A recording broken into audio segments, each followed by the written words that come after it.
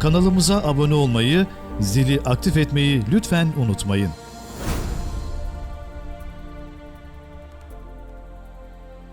Deniz Hocam hoş geldiniz. Hoş bulduk Emrah Bey. Nasılsınız? Teşekkür ederim. Sizlere de hayırlı akşamlar, huzurlu yarınlar diliyorum. Her şey yolunda umarım orada. Her şey yolunda. Güzel bir sözle başladınız veya muhtarın sözüyle. Hoştu yani.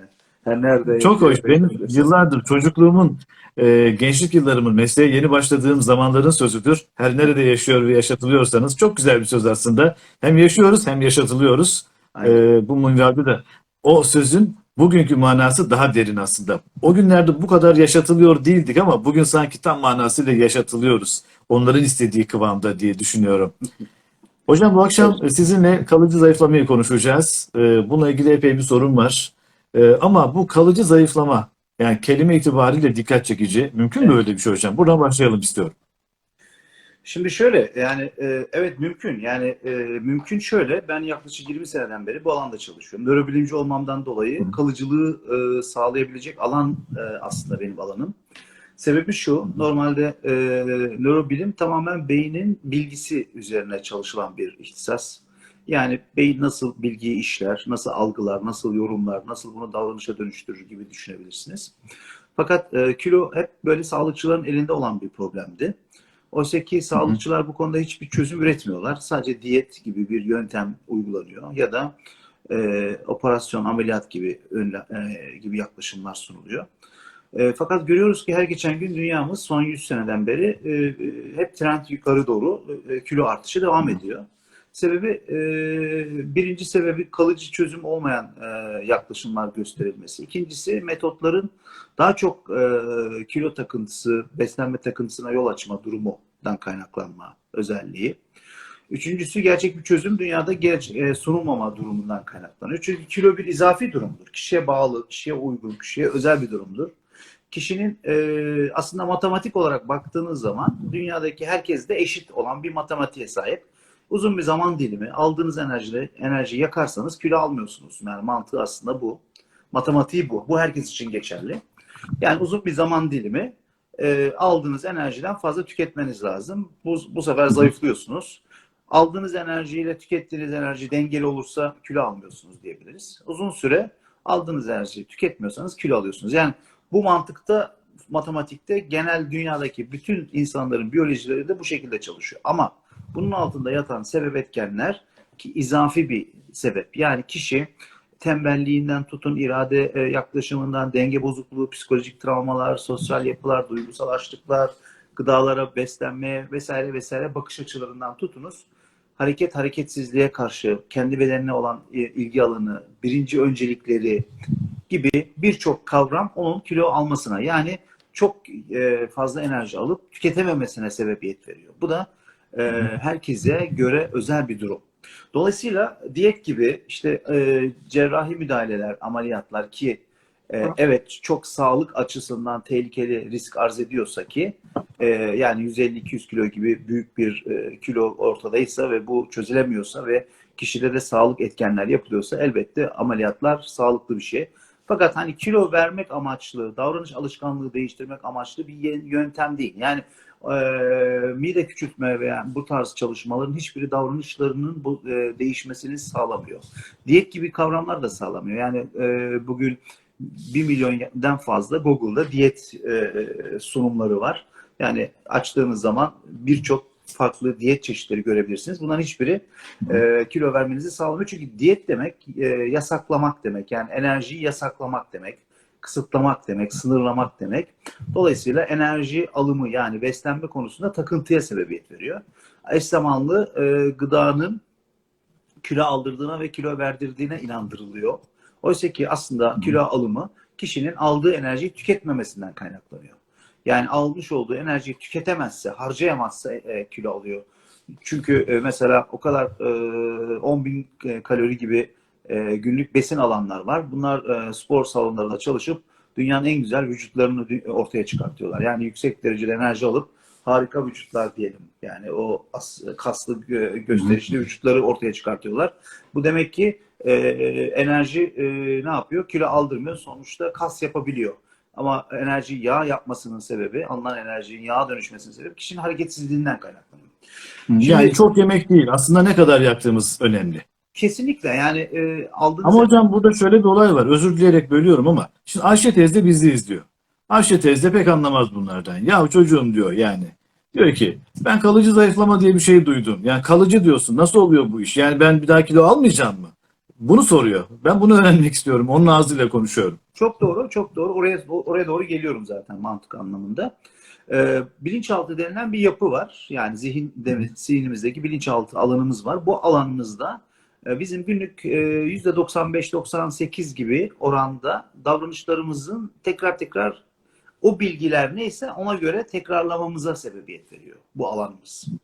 İşte bilinçaltı biz ne öğrendiysek, ne deneyimlediysek, ne anladıysak enerji hakkında alımı, enerji tüketimi hakkında yani hareket, egzersiz, gıdalar, beslenme konularında neyi kendimize öğrettiysek, deneyimlediysek, kabul ettiysek gibi düşünebiliriz.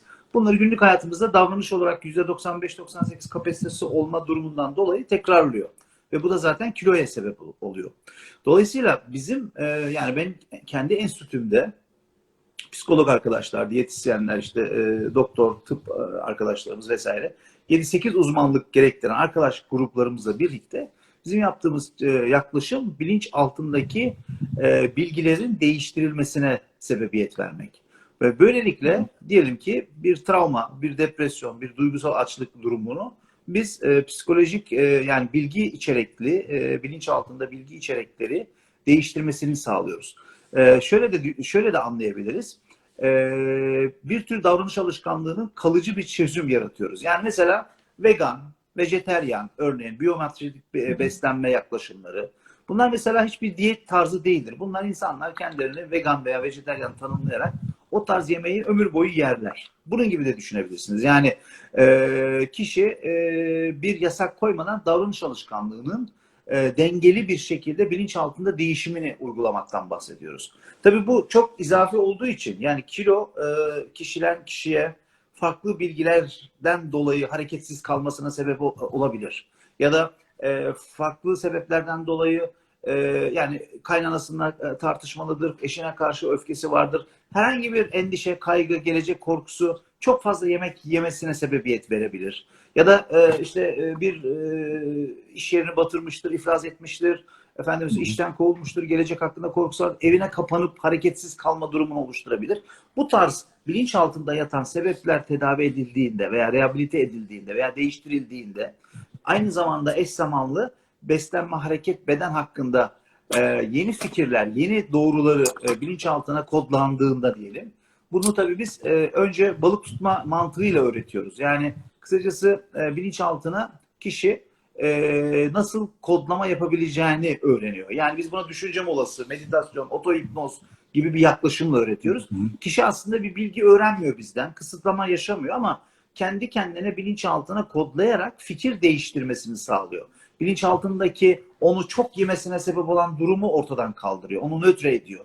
Bilinçaltında hareketsiz kalmasına sebep olan o bilgiyi nötre dönüştürüyor. Yani etkisizleştiriyor. Öyle söyleyelim. Yani bilinçaltımızda bulunan bilgiler eksi veya artı etkili anlamına gelir.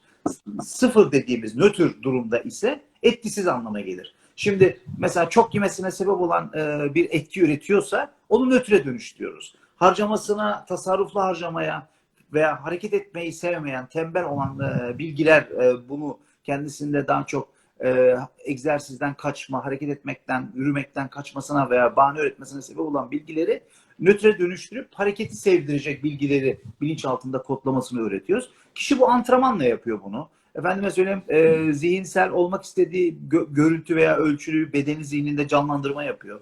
Böylelikle olmak istediği bedeni zihinde tasarruf ediyor, tasarlıyor ve buna inanmasını sağlıyor. Veya o bedene geldiğinde neleri kazanacağını, ne tür bir hayatı olacağını, ne tür faydalar kendisine sağlayacağını zihninde canlandırarak irade gücünü arttırıyoruz. Veya motivasyon, odaklanma yapısını güçlendiriyoruz. Çünkü bu bir süreçtir. Yani kilo almak aylara, yıllara, aylara değil yıllara dayanan şeyler ama kilo vermek aylara dayanan şeyler.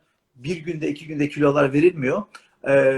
3 ay, 5 ay kiloya bağlı bir durum ama 2 ay, 3 ay, 5 ay gibi uzun bir süre daha fazla enerji yakma durumu olması gerekir ki o kilolardan kurtulabilesin. Dolayısıyla bunun için bir odaklanma, motivasyona ihtiyaç duyuyor. Bazıları kilo verme çok hızlı tetiklenebiliyor ama pazartesi başlayıp perşembe cuma günü bırakabiliyorlar. Dolayısıyla bilinçaltını ortak etmek gerekiyor. Bu uzun sürede başarıyı elde edebilmek adına. Bilmem anlatabildim mi Emrah Bey?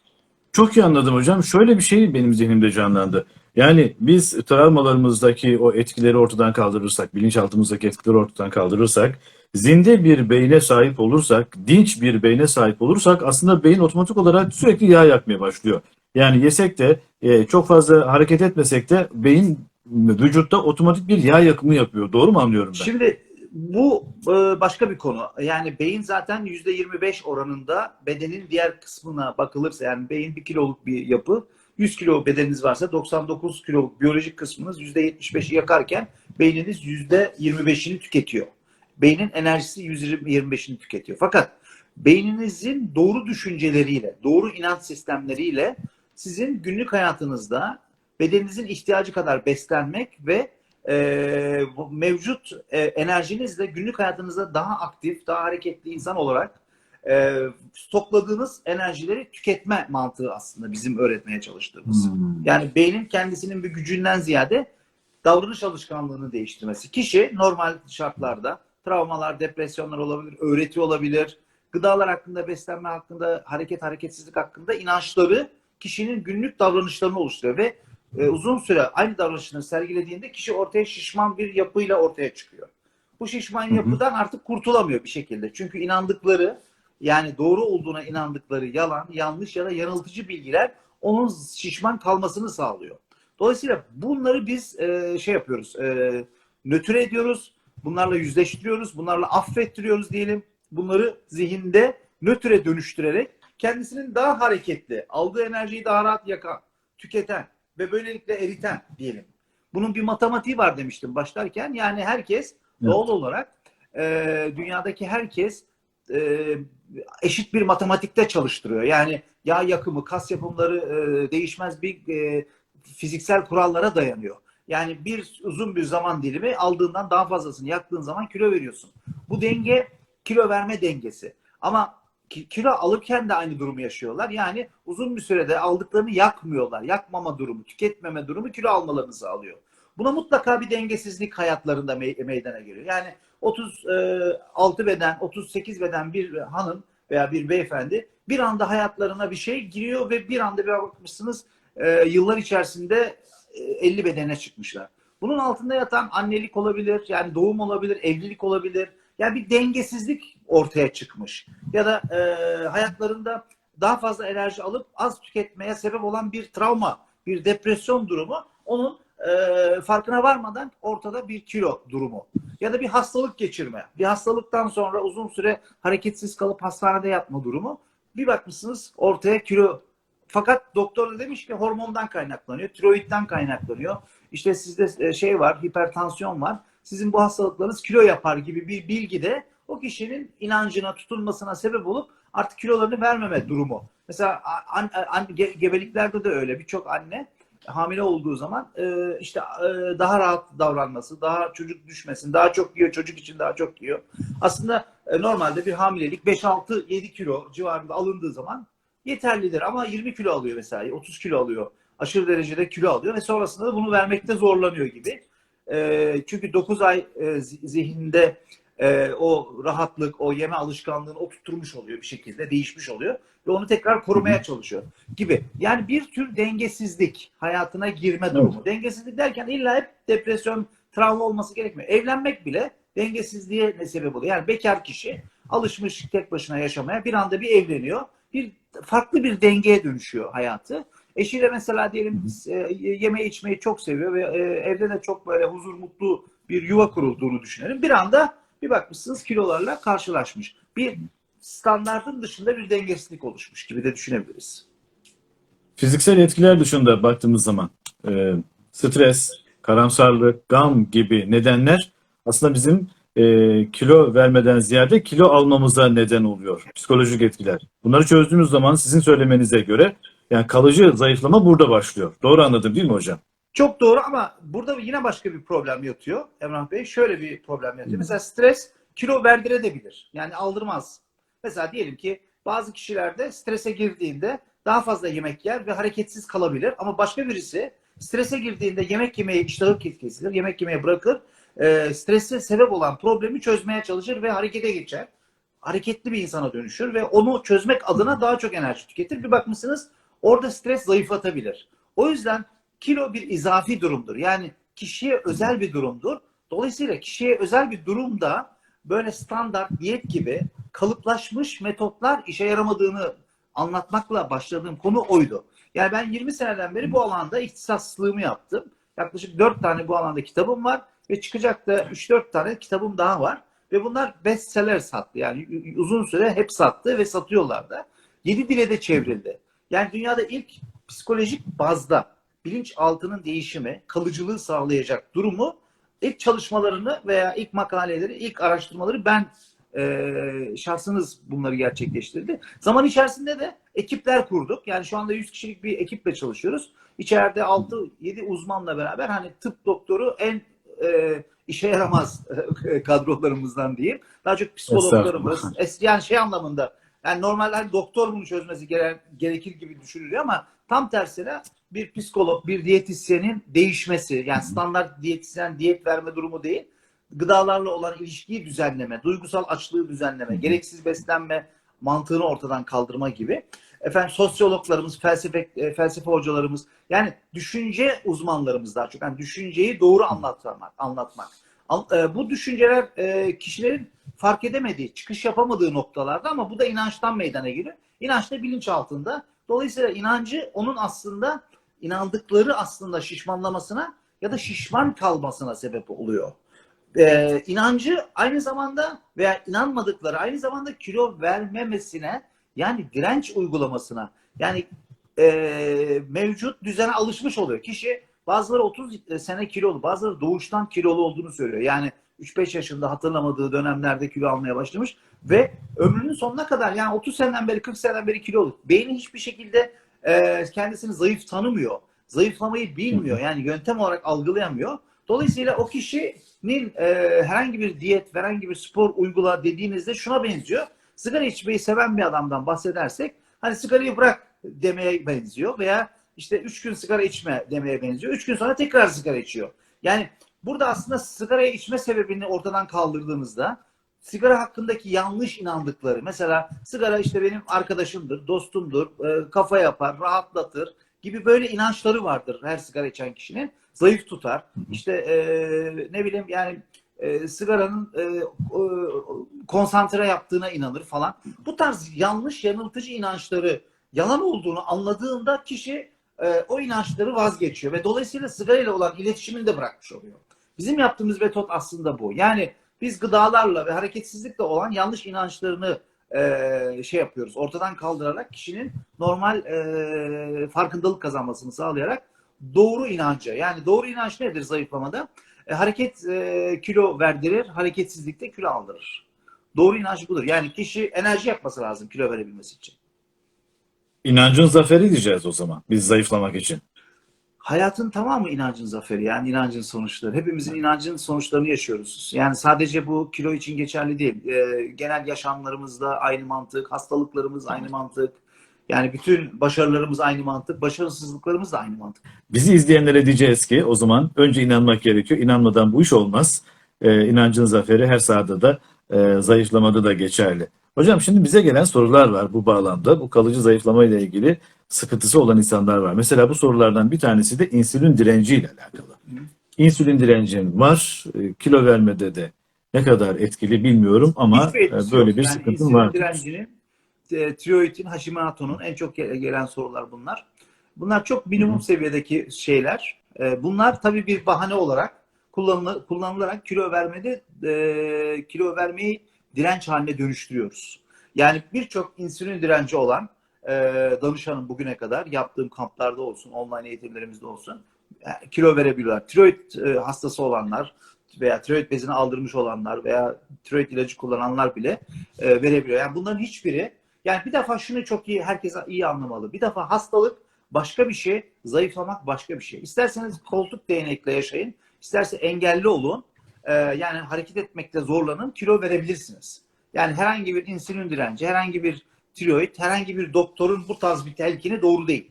Bir defa doktorlar zayıflama konusunda hiçbir bilgiye sahip değiller. Onun altını çizelim. Doktorların hem vakti yok hem konuyu bilmiyorlar yani. Bir defa kilo almak veya vermek sağlık işi de değil. Bir davranış alışkanlığı, bir davranış bozukluğu. Yani beslenme ile hareket hakkındaki dengesizlik durumundan kaynaklanıyor. Ve bunun hiçbir şekilde tıbbi ilgi konuyla alakalı değil. Herhangi bir noktadan sonra diyelim ki 100-150 kilo fazlanız var. Vücudunuzda, dizlerinizde, vücudunuzda baskı, organlarınıza, iç organınıza baskı uyguluyor. Tabii ki bu tıbbi bir müdahale. Ama 30 kilo, 20 kilo, 40 kilo, 10 kilo, 5 kilo, 7 bunun hiçbir alakası yok. Bunu siz tembelsiniz, hareket etmiyorsunuz, hareketi sevmiyorsunuz. Efendime söyleyeyim, hareketsiz bir yaşamın içerisinde yaşam sürüyorsunuz ve beslenmeye karşı olan büyük bir aşkınız var, sevginiz var. Gereksiz beslenmeyi aşırı derecede tüketiyorsunuz. Atıyorum şartlandırılmış bir beslenme alışkanlığınız var. Bu tarz yaklaşımlar sizin zaten kilolu olmanıza sebep olmuş. O yüzden insülin direnci gibi hastalıklar birçok kişi bunu bahane olarak kendi anlatıyor. İsterse anlatmaya devam edebilir ama maalesef o bahaneyi söyledikçe de bunun arkasına sığınmış olacaktır. Sığındığı sürece de evet reklamını yapabilir. Ben normalde verecektim ama insülin direncim var. Ben normalde verecektim, tansiyonum var, şuyum var, şekerim var vesaire. Bu laflarla milleti belki birkaç günlüğüne oyalar ama kendini ömür boyu oyalar. Yani insülin direnci kilo vermek için hiçbir eksi sebep değildir. Peki hocam, metabolizma burada devreye giriyor. Şimdi bazı insanlar var çok hareketli ama metabolizma yavaş çalıştığı için veremiyor. Böyle bir durum da var. Bu insanlar metabolizmasını hızlandırmak adına ne yapabilir? Ne önerirsiniz?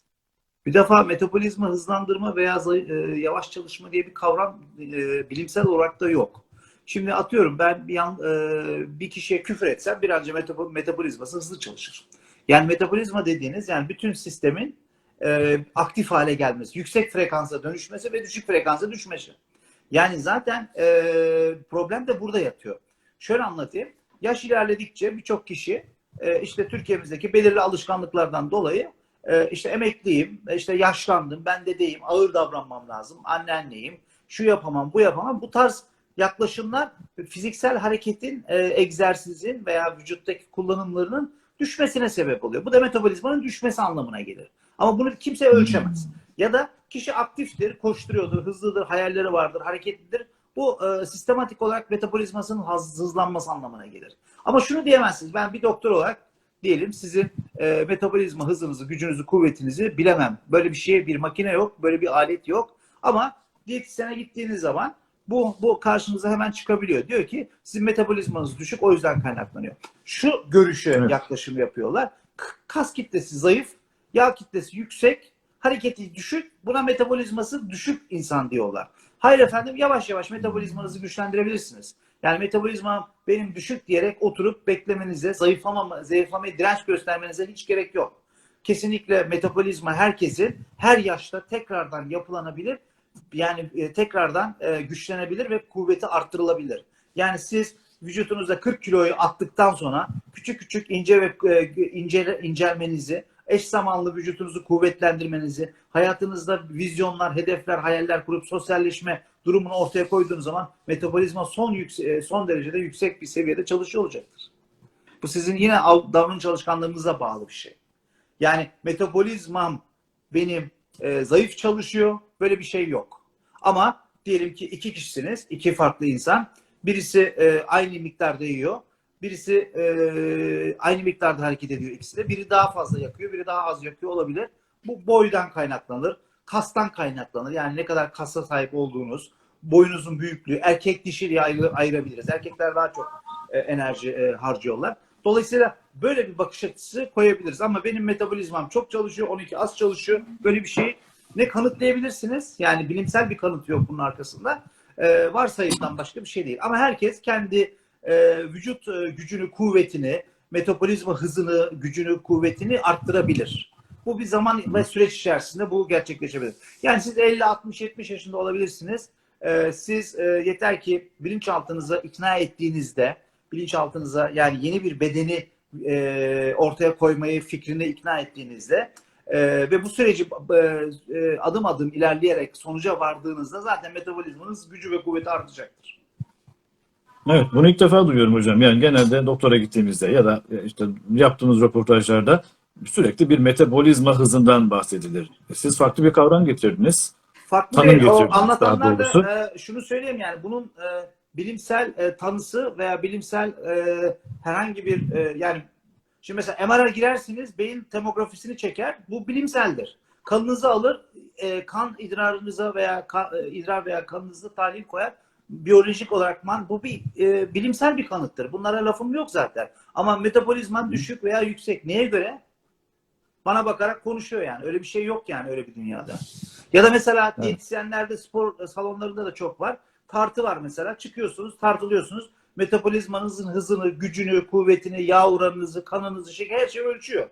Onu kaldırıyorsunuz. Sizi kendinizi çıkın. Bir tane su bidonunu koyun. Onu da ölçüyor. Onun metabolizmasını da ölçüyor. Yani bunlar 1 liralık böyle ölçen aletlerle çözülecek işler değil yani metabolizma hızı, gücü, kuvveti. Onu söylemek istiyorum. Veya Anladım doktorun hocam, uzaktan bakarak konuşmasıyla da olacak bir iş değil yani bu. Bu bazı doktorlar bunu yapıyor ve bu telkinler aslında hastaya veya karşı danışana olumsuz beynine bir bilgiyi sokuyorlar ve kişi o doktoru, uzmanı otorite gördüğü için o bilgiyi ciddiye alıyor ve kabulleniyor. Dolayısıyla ömür boyu o bilgiden dolayı kendinin önünde değişimine engel olmuş oluyor.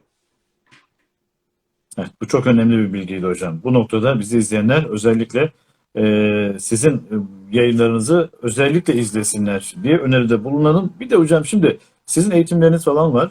Ben epey bir araştırdım sizi. Hem bugün hem dün birçok videoyu izledim. O videolardan birinde de konu dışı bir sorum olacak size az sonra. Buyurun. Şimdi size ulaşamayanlar var. Anadolu'da, Anadolu ücra köylerinde maddi manevi imkanlardan ötürü ulaşamayanlar var. Şimdi onlara öyle bir şey söyleyin ki onlar hem bu bilinçte bir kere zaferi elde etsinler hem de hayatlarına ne gibi bir değişiklik, bir düzen, yeni bir düzen getirsinler, yapsınlar ki zayıflama noktasında bir sonuç alsınlar.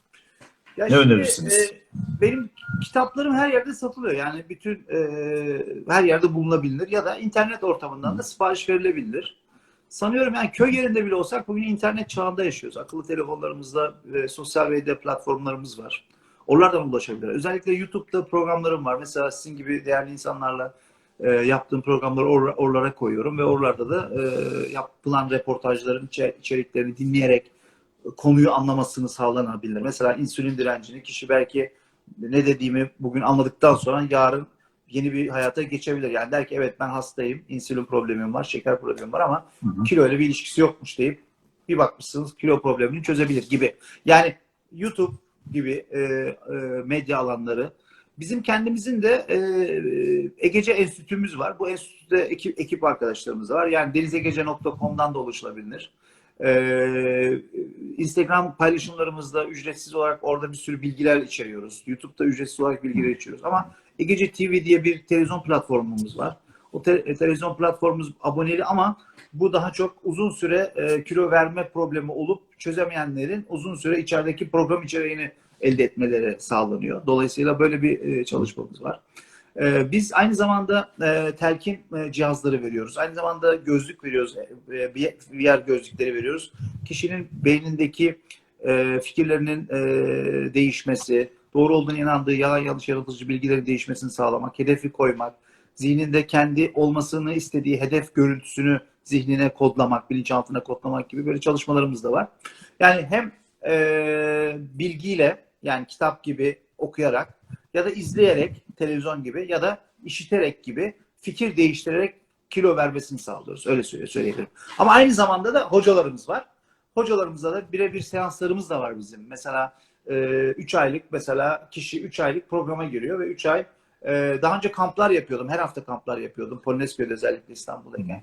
Şimdi baktım ki dijital dünyadayız ve tüm dünyanın yani Türkçe konuşan herkes Amerika'dan, Avustralya'dan ulaşıp bizim bu hizmetten yararlanmak istiyorlar. Dolayısıyla daha çok hoca yetiştirmeye başladım.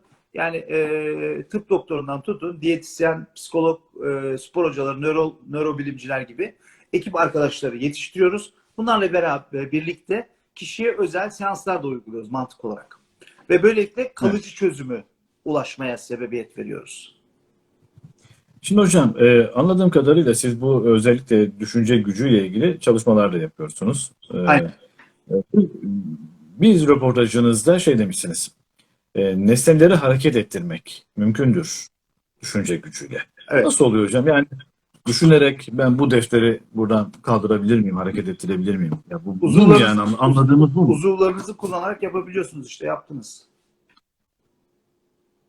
Kastınız bu muydu düşünce Her gücüyle? zaman o. Yani zaten insanlar buna inanıyorlar. Düşünce gücüyle nesneleri oynattığına inanıyorlar. Öyle bir şeyin olmadığını anlatmaya çalışıyorum.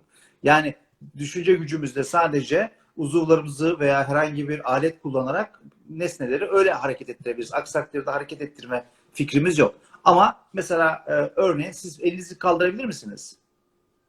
Elinizi şöyle kaldırın. Yani, Bakın mesela benim düşünce gücüm sizin düşünce uzakta gücü. bir noktada sizi etkiledi ve elinizi kaldırdınız. Bu tarz güçlerimiz var. Yani bunu anlatmaya çalışmıştım o programda. O videoyu birkaç kere orayı başa sarıp izledim. Bu detayı anlatmamışsınız. Anlatmayınca da ortaya şöyle bir şey çıkıyor. Düşünce gücü deyince böyle düşünerek yapıyorlar falan yani. Onun gibi bir şey. Ama şimdi bunu öğrendiğim iyi oldu. Demek ki böyle bir şey yokmuş. Yoksa dedim Kesinlikle yok. oraya da mı geldi iş? Yok, kesinlikle yok. Yani kaşık bükmek gibi böyle illüzyonlar da var mesela. Bunların hepsi yalan, yanlış, yanıltıcı. Böyle bir illüzyon. Yani bir sihirbazlık olayları. Hiçbir şekilde insanın düşünce frekansı zayıftır. Nesnelerin yapıları, madde yapıları serttir, yoğundur ve kitleleri vardır. Yani bizim düşüncemizin gücü ve kuvveti onları etkileme şansı asla olamaz. Yani bunun hani acabası, mecabası yok. Yani matematiksel olarak olamaz, yani fiziksel olarak olmaz. Peki hocam, şimdi süremizin de sonuna geldik. Sizi de fazla tutmak istemiyorum. Şimdi ideal beden ölçüsü diye bir kavram var. Şimdi benim boyum 1.70, 71, 1.71. İşte benim mesela boyumun ölçüleri buyken ideal kilom ne olmalı? Yani şöyle bir hesap yapılıyor. İşte biri baştan atın 70 kilo olması gerekiyor falan deniyor. Böyle mi hesaplanır? Yoksa burada kişinin kemik ölçümü, şimdi bazı insanlarda boy 1.70 ama kemik fazla oluyor mesela. Gibi Evet. gibi bu tarz ölçümlerde oluyor mu? Yani ideal ölçü nedir burada? İdeal beden dediğiniz şey, kişi aynada kendine baktığında yakışıklı buluyorsa, mutlu ediyorsa kendisine görüntü itibariyle, istediği hayal ettiği elbiseyi giyebiliyorsa, rahat hareket edebiliyorsa ve karşı cinsler tarafından da beğeniliyorsa ideal ölçüsü gelmiş olmuştur yani. Şimdi bir defa şu anlamda konuşayım. Beden kitle indeksi ya da işte boy ölçümü vesaire, işte kilo, bunların hepsi boş işler. Neden şöyle boş işler? Siz hiç karşı cinse baktığınızda onun kilosunu merak ediyor musunuz veya soruyor musunuz? Yani hiçbir karşı cinse bakıldığında hiç Hoş bir şey kimse, değil. konuyu anlatmak için ben Tabii. örnekleme yaptım. Yani karşı cinse baktığımızda fark etmez, bu bekar bir insan olabilir, evlenmek için bakabilir veya herhangi bir şey konuyla iletişime geçtiğimizde biz görüntüsüyle ilgileniyoruz. Hiç kimse bir kiloyu ile ilgilenmiyor. Kilogram sadece ağırlık ölçüsüdür. Üstelik kilogram tartılar motivasyonunuzu bozar ve sizin yani kasaba veya manava et veya yağınızı satma durumunuzda olmadığı için ağırlığınızı bilmenizin hiçbir anlamı yok. Yani bunun bir sağlıkla bir alakası yok. Siz isterseniz optimal, Sağlık Bakanlığı'nın verdiği optimal ölçülerin içinde olun. Kafanızda öfke varsa, kin varsa siz de sağlıklı değilsiniz zaten. Sağlıksızsınız. Yani vücutunuzun biyolojik yapısı çok sağlıklı veya optimal olma durumu diye bir şey de yok zaten. Hiçbir makine cihazla sizin yağ oranınızı, kas oranınızı ve iskelet yapınızı ölçemez zaten. Öyle bir, yani ayrıştırarak ölçemez. Böyle de bir düzen var. Dolayısıyla mesela biz metot olarak tamamen görüntü üzerine, mezuro üzerine, beden ölçüsü üzerine yoğunlaşıyoruz. Bir defa kişi beden ölçüsü üzerine yoğunlaştığı zaman hem inceliyor hem güçleniyor. Kilograma yoğunlaştığı zaman balon gibi böyle büzülüyor ve sarkmaya sebebiyet veriyor kiloda. Çünkü kilo kastan da kaybedebilir, yağdan da kaybedebilir, iskelet yapısından da eritebilir. Fakat beden ölçüsü veya zihnindeki görüntüye kişi zayıflama ideal olarak yoğunlaştığı zaman onu inceltmeye ve güçlendirmeye çalışıyor doğal olarak. Biz diyet vermiyoruz. Asla diyet bizde yok. Diyet yerine hareketle kilo eritme var. Dolayısıyla kişi mezroyla, beden ölçüsüyle, elbiseyle kendi seçtiği optimal, yani kendi seçtiği demek 120 kilo kişi gelip de ben bununla mutluyum dediği zaman zaten burada bir problem var. Yani kişi fazla yağlarıyla mutlu olma durumu olamaz. Onu çözemediği için mutlu olduğunu anlatmaya çalışır. Bu bir problemdir. Psikolog arkadaşlarımız bu konuyu bedenle olan algısal problemini tedavi ediyorlar zaten. O ayrı bir şey. Ama kişi baktığı zaman bak ben şu görüntü bana yakışıyor ve 36-38 beden bu benim için çok rahat. Yani fit beden, yani ben böyle bir durumda mutlu olurum. Zaten kişi 120 kilo, 130 kilo.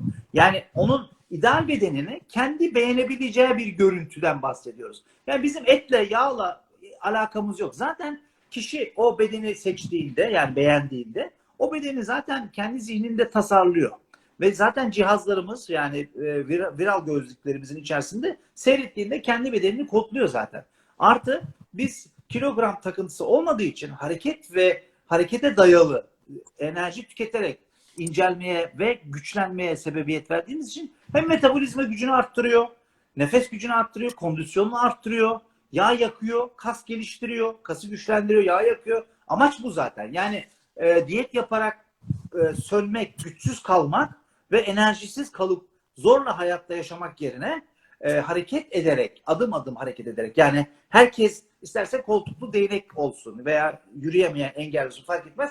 Küçük hareketlerle başlayıp zaman içerisinde o hareket miktarını arttırarak kişinin hareketi sevmesini, bilinçaltında da sevmesini sağlıyoruz. Dolayısıyla görüntü veya ideal beden, yani ideal beden ölçüleri kişiye ait görüntüyle alakalı. Demin de tekrarladım ilk sorunuzdaki gibi. 120 kilo olduğu zaman bu bedenle olan bir algısal problem olduğu için onu bir önce tedavi ediyoruz. Yani rehabilite ediyoruz veya terapiyle onu. Çünkü bazıları da var. Mesela 35 kilo, 40 kilo hala zayıflamaya çalışıyor. Bedenle olan bir algısal yanılsama var. Yani beden kavgası var. Yani her ikisi uç için de geçerli. Fazla miktarda yanlış, az miktarda yanlış. Yani kişi o, ama bunu biz, yani sen az miktardasın, senin kilon bu olmalı diyemeyiz. Çünkü kilo çok yanıltıcı bir kavram, ihtiyaç dışı bir kavram, artık kilo takıntısına sebebiyet veriyor. Kişi her gün tartılıyor, kilo ile ilişki yapıyor, bir şey yiyor, üzülüyor, akşamleyin ödem oldu, atıyorum suyu oldu, motivasyonu bozuluyor, sistemi bozuyor. O yüzden beden ölçüsü, beden görüntüsü bizim için optimal tavsiye ettiğimiz şeydir yani. Diyet yok dediniz, doğru anladım değil mi hocam? Tabii diyet zaten bizim yani enstitümüzün bugüne kadar hiç uygulamadığı, hiç de tavsiye etmediği. Sizden başka böyle diyet uygulamayan var mı? Yani zaten diyetin şişmanlattığını iddia eden 2002 yılından beri benim dünyada. Ama bugün binlerce nörobilimci bunu söylüyor. Sadece ben söylemiyorum yani. Diyet şişmanlatıyor diyorsunuz, doğru anladım değil mi? Evet, doğru söyledim. Doğru anladınız. Hocam ilk defa duyuyorum bunu. Bu benim Ben hatam. mi Size geride kaldım tanıtamamışım bilmiyorum yani. ama çok ilginç. Efendim? Ben mi ilk defa duyuyorum yoksa yani benim hatam mı, benim eksikliğimi bilemedim ama yani Yok. söylediğiniz şey çok ilgi çekici. Ya ben çok diyetisyen tanıdığım insanlar da var, arkadaşlarım da var. Yani Evet. diyetin şişmanlattığını ilk defa sizden duyuyorum. Evet, çünkü diyet şöyle düşünebilirsiniz. Diyet yaptığınız sürece yemekleri azaltmış oluyorsunuz. Fakat yemek hakkında, beslenme hakkındaki fikirlerinizi değiştirmiş olmuyorsunuz. Yani inançlarınızı değiştirmiyorsunuz. Sadece bir süre yapıyorsunuz. Fakat şunu da ayırt edelim. Doktor tavsiyesiyle hastalık için yapılacak 1, 2, 3, 4 haftalık diyetlerde bir sıkıntı yok. Herhangi bir ameliyata geçireceksiniz. Doktorunuz dedi ki siz dedi şöyle besleneceksiniz. Ondan sonra size ameliyata alacağız. Burada bir sorun yok. Bu hastalık için yapılan bir diyettir. Bu amaç zayıflamak değil zaten bunda. Bunda tedavi tabii, durumu var. Tabii Farklı. bu hastalık, bu çok sağlıklı. Biz de bunu destekliyoruz zaten her yerde. Fakat zayıflamak için diyet yapmayı desteklemiyoruz. Çünkü diyet esnasında sürekli yemekle meşgul olacak. Ne yiyeceğim, ne yemeyeceğim, ne kadar yiyeceğim, ne kadar yemeyeceğim. Bütün gün kafasında yani bu şu anlama geliyor. Ben kendi alanımdan anlatayım. Nöron ağlarının aktifleşip sinaps ağlarının çoğaltmasını sağlıyor bu. Bu da kişinin bağımlılık ya da takıntı durumunu arttırmış oluyor. O konuyla ilgili. Hangi konuyla biz odaklanırsak bizim beynimizde o noktalardaki nöronlar artıyor ve sinaps ağları bağlantı kuruluyor ve kişinin artık davranış biçimine dönüşüyor. Diyet bunu sağlıyor. Yani kişinin beslenme takıntısına olmasına sağlıyor. Elbette kilo az yediğiniz için kilo veriyorsunuz ama kiloyu verdiren yine yemek değil, hareket miktarınız artmış oluyor. Şöyle düşünelim. Bunun yemek olduğunu düşünelim. Buradaki elimin. Bunun da hareket olduğunu düşünelim. Diyet yaptığınız zaman bu aşağı iniyor. Yani enerji azalıyorsunuz. Bu otomatik yükselmiş oluyor. Aslında hareket sizi zayıflatıyor tekrardan. Yani diyet yapmadan şunu yükselseniz yine zayıflayacaksınız. Hareketi yükselseniz yine zayıflayacaksınız. Hareketi yükseltirseniz ne yaparsınız? Yeme takıntısını oluşturmazsınız. Şimdi yeme takıntısının sorunu şu. Diyeti bıraktıktan sonra ne yiyeceğim, ne yemeyeceğim, ne kadar yiyeceğim, nasıl yiyeceğim gibi bilgiler sizin daha çok tüketmenizi sağlıyor. Ve çok diyet, yani izleyiciler bunun farkındadır ve biliyordur. Diyet yapanlar 5-10 kiloyu vermek için başlarlar. Sonra 15 kiloya çıkarlar. 15 kiloyu vermek için başlarlar. Sonra 20 kiloya çıkarlar. Yavaş yavaş kiloları artar. Sebebi buradan geliyor. Ben mesela zayıf olan, hiç kilo alamayanlara diyet öneriyoruz sürekli. Onları yemeklerle meşgul ediyoruz kafalarını. Yemeklerle meşgul edince bir süre sonra yemek konularında sabah akşam öğle düşünmeye başlıyorlar ve bununla iletişimi arttırıyorlar ve yemek enerji alma miktarları zaman içerisinde artıyor. Bu anlamda da kitaplarımda da makalelerimde bu şekilde anlatıyorum zaten. 1 milyondan fazla diyet çeşit listesi var Google'da. Hiçbirisi de işe yaramıyor. 1 milyondan fazla. Yani bizim enstitüde de var diyetisyen arkadaşlar. Ama bunlar zayıflama konusunda insanların ruhsal açlıklarını, travmalarını, duygusal açlıklarını, gıdalarla olan ilişkilerini anlatıyorlar, öğretiyorlar. Yani kişinin gıdayla olan ilişkisini belirlemesinde yardımcı oluyorlar. Biz hiç kimseye ne yiyeceğini, ne kadar yiyeceğini, nasıl yiyeceğini tavsiyesinde bulunmuyoruz. Biz onun gıdayla olan ilişkisini, münasebetini belirleyecek desteği veriyoruz kendisine. Bu da kişi yani gıdalarla çok fazla muhatap olmadan normal bedenin ihtiyacı kadar beslenmeye devam ediyor. Yani beslenmek güzel bir şey, kötü bir şey değil. Ama bu diyetler esnasında beslenmeyi kötü bir şey gibi de zihnimize kodluyoruz. Aynı zamanda şişmanlatan bir özellik olduğunu kodluyoruz gıdaların. Aynı zamanda zayıflatıcı bir özellik olduğunu da kodluyoruz. Yani ayrıştırıyoruz. Oysa ki sadece enerji veriyorlar. Yani bir şey yaptıkları yok. Yani gıdaların hiçbir vücutumuzda kilo bazında bir etkisi yok. Sadece farklı farklı gıdaların farklı enerji birimleri var. Yani atıyorum yağdır, şekerdir, tuzdur. Bir fasulyeden, maruldan, salatadan daha yoğun bir enerjiye, kaloriye sahiptir. Bu kadar farkı var. Ama ne kadar çok meşgul edersek, ne kadar çok yasaklarsak, ne kadar çok yoğunlaşırsak bir süre sonra takıntı durumuna getirmesi ileriki tarihlerde daha fazla miktarda yenilmesine, istem dışı da kilo alınmasına sebebiyet veriyor. Hocam benim için çok yeni bilgiler bunlar. Özet geçecek olursak travmalar çok etkili. Kalıcı zayıflama eşittir aslında bilinçaltı temizliği sizin söylediğiniz. Bunun dışında inancın zaferi dedik. Aslında bu da işin özeti olabilir. Diyet yok dediniz. Diyet şişmanlatıyor dediniz. Dahası Google'da 1 milyondan fazla diyet listesi var ve bunların hiçbirisi işe yaramıyor dediniz. Bu sohbetin aslında manşetleri bunlar. Çok teşekkür ediyorum. Ben teşekkür ederim. Gönlünüze, yüreğinize, dilinize sağlık. Çok sağ olun. Bizim için çok faydalı oldu. Çok teşekkür ederim emekleriniz için, sorularınız için de. Dinleyicilere de şükran ve sevgilerimi sunuyorum. Kanalımıza abone olmayı, zili aktif etmeyi lütfen unutmayın.